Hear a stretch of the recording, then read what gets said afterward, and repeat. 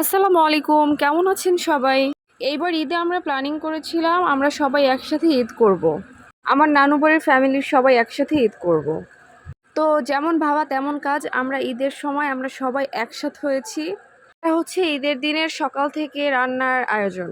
মা খালারা সবাই একসাথে ঈদ করার যে মজাটা, এটা আসলে যারা একসাথে ঈদ না করে তারা এটা বুঝতে পারবে না কখনোই। আমরা তো সবাই একসাথে হইলে এত বেশি মজা হয়। যদি আমরা 10 দিনও থাকি সবাই একসাথে মনে হয় একদিন ছিলাম, এত দ্রুত সময় পার হয়ে যায় সবাই একসাথে থাকলে। এখানে আমার মেয়ে ভিডিও করে দিচ্ছিল, ছোট মানুষ, ও অবশ্য ভিডিও করতে পারে না টোটালি।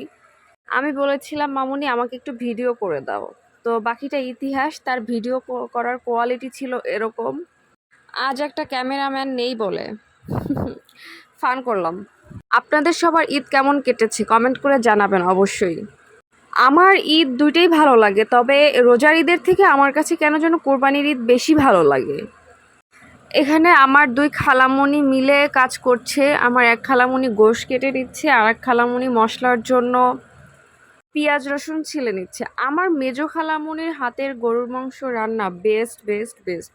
আমার মেজো খালামণির হাতের সবগুলো রান্নাই অনেক মজার হয়, তবে গরুর মাংস রান্না অনেক বেশি মজা হয়।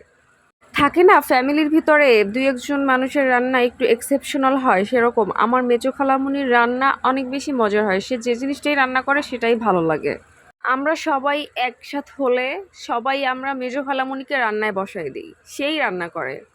তাকে আমরা সবাই হেল্প করে দিয়েছি, এখন জাস্ট সে রান্না বসাবে। সাথে আমার খালাতো ভাইও একটু হেল্প করছিল আর কি। আমার নানুর বাসার এই গাছের কাঁঠালগুলো এত বেশি মিষ্টি আর এত বেশি মজার, আমরা কখনো বাজার থেকে কাঁঠাল কিনে খাই না। এই কাঁঠাল যে না খাবে সে এই কাঁঠালের মজা বুঝবে না। এখন অনেকে বলবেন আপু আপনি যেটাই খান সেটাই তো বলেন অনেক বেশি মজার। আসলে ভাই মজার হলে আমি কি বলবো বলেন? আমি কি বলবো যে না মজার হয়নি? এটা হচ্ছে গরুর মাংস রান্নার ফাইনাল লুক।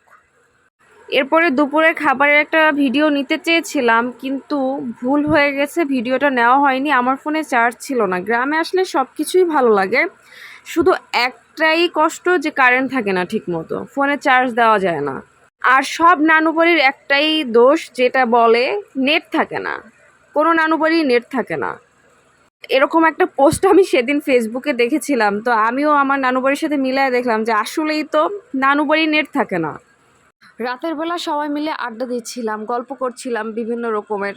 ওই সময় প্রায় রাত বাজে একটা, সব বাচ্চাগুলো ঘুমিয়ে গিয়েছে। সবাই মাশাল্লাহ বলে দিবেন আমার ছোট ময়না পাখিকে দেখে। আজকের ভিডিওটা এই পর্যন্ত। সবাই ভালো থাকবেন, সুস্থ থাকবেন। আল্লাহ হাফেজ।